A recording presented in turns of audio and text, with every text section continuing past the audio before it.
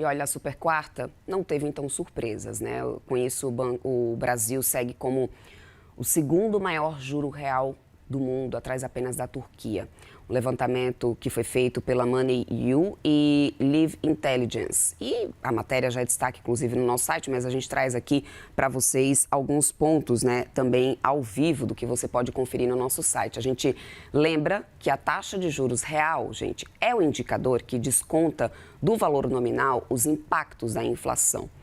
Para esse cálculo, foi considerada a taxa de juros a mercado no vencimento mais líquido, né, de 12 meses à frente para o período e também a inflação projetada para os 12 meses consecutivos, né, como referencial o último dado fornecido pelas autoridades econômicas de cada país. No ranking, a Turquia lidera com 10,33% de juros real.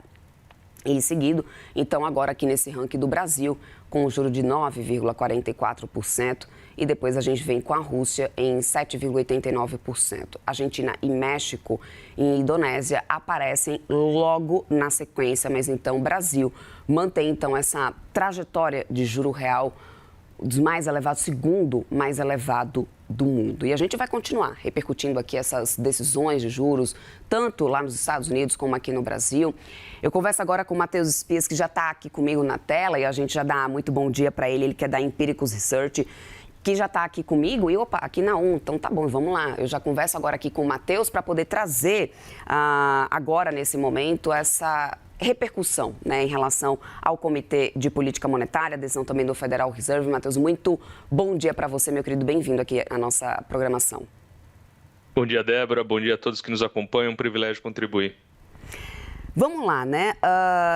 Na sua leitura, o Banco Central realmente deixa em aberto essa decisão de corte, do primeiro corte em 2026, ou o tom do comunicado consegue traçar alguma sinalização de quando que a gente pode ter esse corte e se realmente seria já no próximo mês? E por que eu te pergunto isso, Matheus? Porque mesmo a gente tendo esse tom um pouco mais duro, que não é de agora, né, que a gente tem esse tom do Banco Central, até antes de ontem, a gente ainda tinha essas decisões, essas apostas muito divididas aqui no mercado, né? Principalmente por causa dos últimos dados econômicos. E aí, o mercado conseguindo enxergar espaço para, sim, em janeiro, o Banco Central mudar de visão. O que vocês veem agora aí na Empíricos?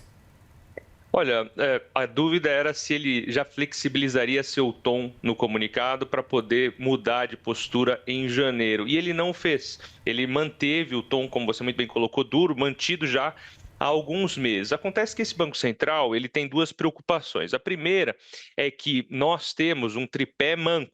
O tripé, que basicamente nivela câmbio flutuante, meta de inflação e resultado primário, ele está não contando com o resultado primário. Então, na falta de uma âncora fiscal, a âncora monetária precisa fazer um trabalho dobrado. Então, por isso, ele tem também mantido os juros elevados por mais tempo. A falta de uma ancoragem de expectativas por conta da falta de previsibilidade fiscal força o Banco Central a atuar de maneira dura para ancorar, pelo ponto de vista monetário, essas expectativas. E a segunda preocupação é que, desde o começo do mandato, havia um questionamento do mercado de que Galípolo seria ou não politizado nas suas decisões. Então, desde o começo de seu mandato, ele tem feito um esforço adicional para conquistar essa credibilidade. Ou seja, ele tem sido um banco central muito preocupado em manter esse tom duro justamente para ancorar as expectativas na falta de uma âncora fiscal e também para conquistar essa credibilidade. Ou seja, todo movimento que ele fizer agora será totalmente gradual. Então, ele não pode fazer cavalo de pau na política monetária. Ou seja, se ele fosse cortar em janeiro, ele precisaria flexibilizar o tom no comunicado agora.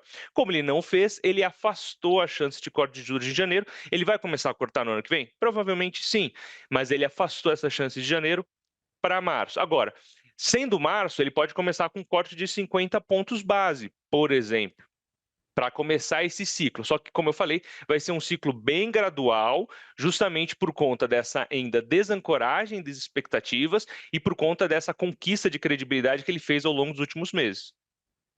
Falando um pouco sobre essa postura dessa presidência do Banco Central, pegando muito o exemplo, até agora há pouco eu estava mostrando, né, o trecho do comunicado da perspectiva futura, de manter os juros elevados.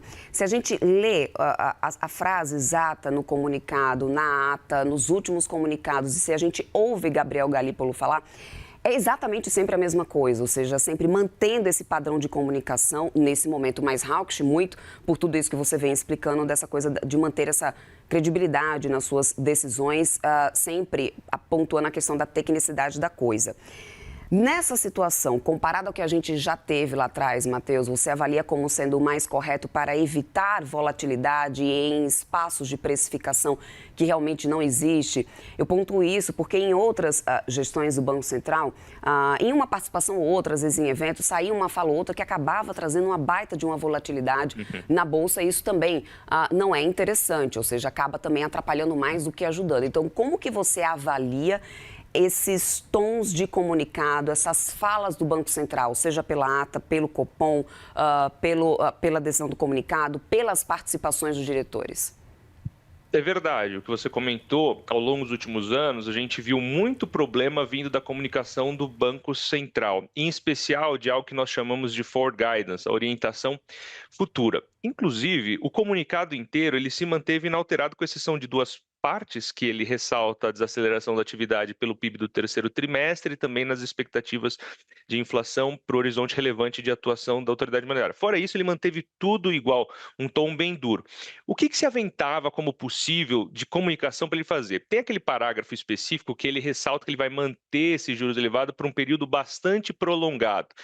Poderia flexibilizar esse discurso, tirar o bastante, fazer qualquer coisa com essa frase, torná-la mais leve, ou, alternativamente, trabalhar menos com o forward guidance, a orientação futura, e mais com a dependência de dados. Se ele fizesse isso, já poderia soar, né, como uma manobra mais sensível do ponto de vista da autoridade monetária. Ele ainda não fez esse movimento, só que nas últimas falas ele já tem dado algum destaque para a dependência de dados. O mercado inteiro está dependendo de dados, a gente vê o Federal Reserve nos Estados Unidos também muito dependente de dados para tentar balizar as suas decisões, o mercado para balizar as suas expectativas, e caso ele fizesse esse movimento, como nós temos observado ao longo dos últimos meses, uma desaceleração da atividade, uma convergência da inflação, apesar de alta, e apesar da desaceleração da atividade ter sido muito mais lenta do que o esperado, por mais que isso esteja acontecendo dessa forma, a gente já vê suplementos de dados para uma tomada de decisão de flexibilização da política monetária, só que ele tem que fazer isso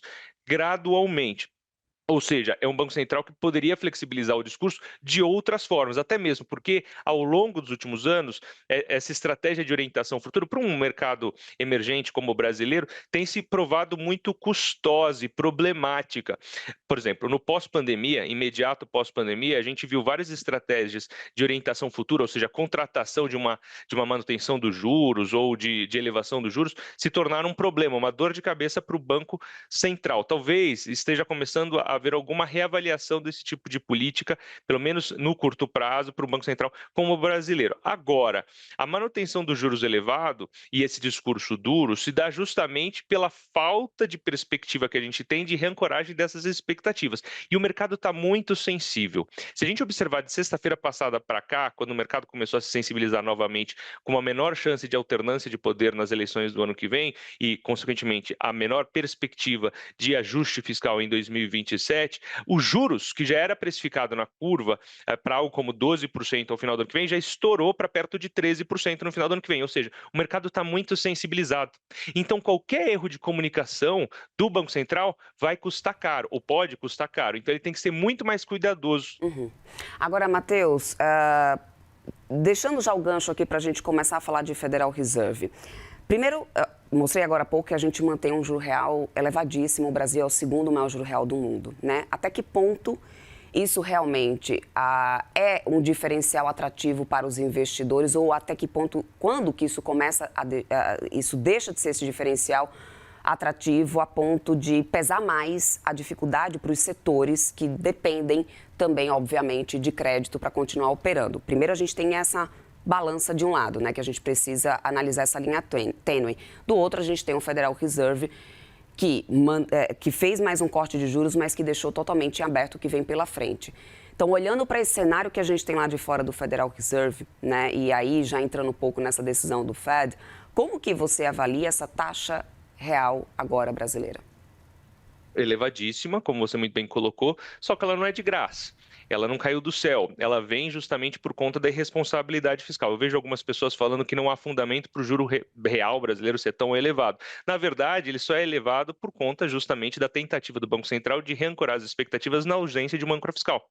Vamos voltar um pouquinho no tempo. Quando foi que o Brasil conseguiu, de maneira sustentável, jogar o juro para baixo, para um dígito, de maneira consistente? Na gestão do Ilan Goldfein, no início do mandato do Roberto Campos Neto, tirando aquela janela temporal da pandemia que o juro foi para 2%, antes disso a gente conseguiu de maneira sustentável, correta, levar para um dígito e consistentemente mais para baixo. Por quê? Porque havia uma ancoragem fiscal, à época com o teto de gastos públicos. Hoje, o arcabouço fiscal que nós nos valemos no Brasil, ele não consegue fazer esse trabalho. Então, a gente acaba fazendo todo o esforço pela política monetária. Isso é caro para o Brasil.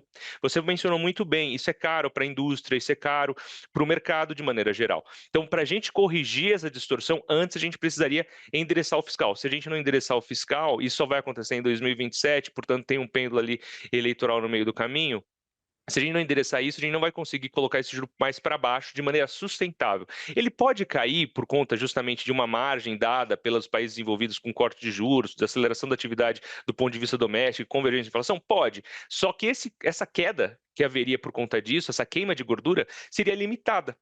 Seria uma etapa curta e muito cautelosa vis-à-vis o que a gente poderia ter caso a gente tivesse uma ancoragem das expectativas. Então, de fato, é uma política monetária muito contracionista, é uma política que acaba sendo cara para o país, mas ela não veio de graça. A gente precisa acertar as contas públicas, porque daí acertando as contas públicas a gente consegue colocar esse juro novamente num patamar saudável.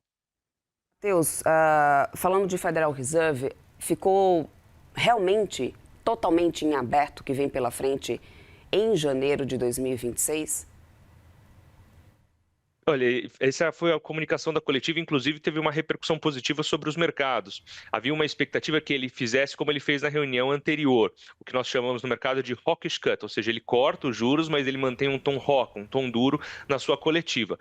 E por mais que ele tenha vindo com uma postura muito sóbria, como ele normalmente faz, o Jerome Powell, ele deu algumas brechas para permitir que houvesse a chance de corte de juros novamente em janeiro ou ao longo de 2026. Isso também estava presente no sumário de projeções econômicas divulgado ontem também. Membros do Federal Reserve acreditam, votantes, acreditam que há espaço para corte de juros. E eu não estou nem falando do membro politizado, que é o Stephen Marron, que, mais uma vez, colocou para votar 50 pontos de corte, né? E ele vai continuar pressionando. Inclusive, no ano que vem, a gente tem uma transição pouco usual, que é a troca de comando do Federal Reserve em maio. A saída do Jeremy Powell para outra pessoa pode simbolizar uma postura ainda mais dovish, ou seja, ainda mais flexível, leniente com a inflação, preocupado com o mercado de trabalho, por parte do Federal Reserve. O que não pode acontecer é uma politização do Fed, como o presidente americano tem tentado fazer. Isso é prejudicial, a gente viu isso é coisa de país emergente, na verdade, né? A gente vê isso no Brasil, a gente vê isso na Turquia, e tentar intervir em Banco Central, em autoridade monetária, é ruim. A gente viu isso acontecer aqui, a gente está vendo acontecer de novo nos Estados Unidos. Se porventura houver uma interpretação de que o próximo presidente do Federal Reserve vai ter uma postura dovish, mas politizada, isso pode ser caro para os Estados Unidos também, porque daí vai inclinar a curva, vai simbolizar que juros mais elevados serão necessários no futuro, porque você tira a eficácia da política monetária. Veja o que aconteceu, por exemplo, no início da década passada aqui no Brasil, quando a presidência da República, à época comando de Dilma Rousseff, pressionou o Banco Central para reduzir o juro na marra. Fez com que, em um segundo momento, ele subisse bastante, para cima de 14%. Ou seja, essas políticas monetárias com viés político são caras para o país. Então, isso é uma coisa importante de se acompanhar no ano que vem. Agora, cortes adicionais, acredito que seja possível. Se o Banco Central continuar mantendo o seu arcabouço técnico, o que eu acho provável, a gente já viu começar a ter dissidência na votação do Fed na reunião de ontem, 2 pessoas votaram pela manutenção, ou seja, existe um corpo técnico já preocupado com o nível de inflação ou a possibilidade de reaceleração da atividade, reaceleração da inflação. que pode segurar as pontas, apesar de você ter vetores no interior da autoridade monetária mais dovish, ou seja, mais lenientes com a inflação e, portanto, mais preocupados com o mercado de trabalho e que podem ser sujeitos a uma interpretação de politização da política monetária, o que seria prejudicial mais uma vez. Matheus Spies, muito obrigada, então, por todas as análises. Sempre muito bom bater um papo aqui contigo. Obrigada, então, pela participação. Uma ótima quinta-feira para você, pós-ressaca, né, de Super Quarta. E até uma próxima, meu querido. Agradeço o convite, uma excelente quinta a todos. Até mais.